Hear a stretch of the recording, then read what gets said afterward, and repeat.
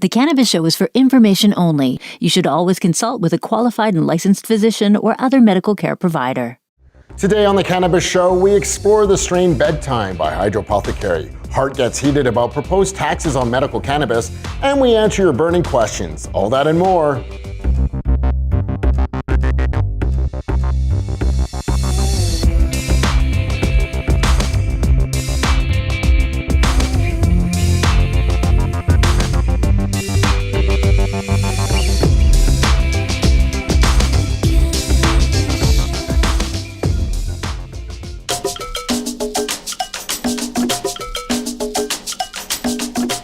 At The Cannabis Show, we all have our favorite strains. And for Kait, this is her go-to for nighttime and sleeping, Hydropothecary's Bedtime. Bedtime is known as a Kush-type strain and is an indica-dominant hybrid. It is often used for insomnia, pain, and nausea. Some patients have said that at first, the Bedtime strain will give you a pleasant cerebral effect with a nice body buzz, and then the next thing you know, you're waking up from what many would say is a good night's sleep. The origin of Bedtime comes from a cross of the Indica Afghani and Sativa C99 strains and was created in the Netherlands. Although the C99 is part of the initial effects, it's the Afghani that will put you into dreamland. Usually on the couch, as many haven't had a chance to make it back to the bedroom before the effects kick in. Bedtime by Hydropothecary.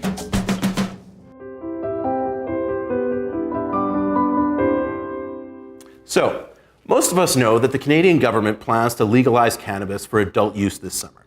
And while I applaud this first foray into recreational legalization, there are obviously a few things that don't make a lot of sense.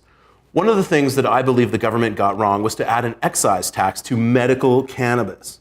The Department of Finance announced a proposal to apply an excise tax to both non-medical and medical cannabis. Their plan is to add $1 per gram or 10% on the total, whichever is higher. No pun intended. Cannabis is currently not covered by insurance, and GST and HST are already added to medical cannabis, which itself is an issue. I fear this proposal will lead to further affordability challenges for patients using cannabis for medical purposes. Currently, cannabis is the only prescription medicine which taxes apply. There's about 300,000 Canadians using medical cannabis for medical purposes, and the tax will add at least $300 to their yearly bill. Now, the government's argument is that recreational users will use the medical system to avoid paying those taxes. But this will simply penalize those who are using cannabis as a medicine, and it may actually drive patients to the unregulated black market for their medicine, or could even potentially push them towards other pharmaceuticals like opioids. And I think we all know how we feel about that.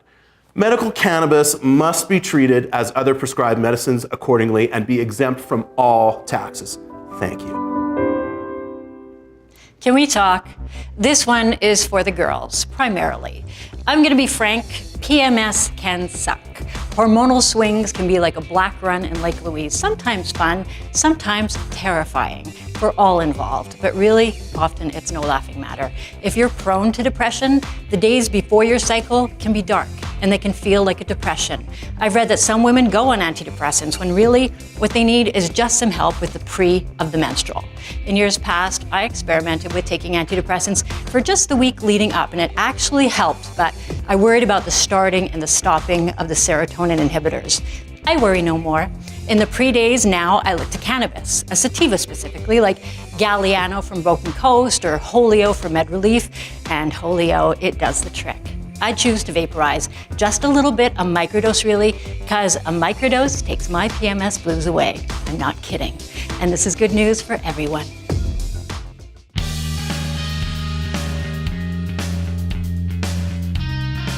You can ask us anything on The Cannabis Show, and if you'd like to submit your question, email thecannabisshow@naturalhealthservices.ca. On today's panel, Basil, Hart. My name is Chris, and I love this question. It's from Natasha because I didn't even know.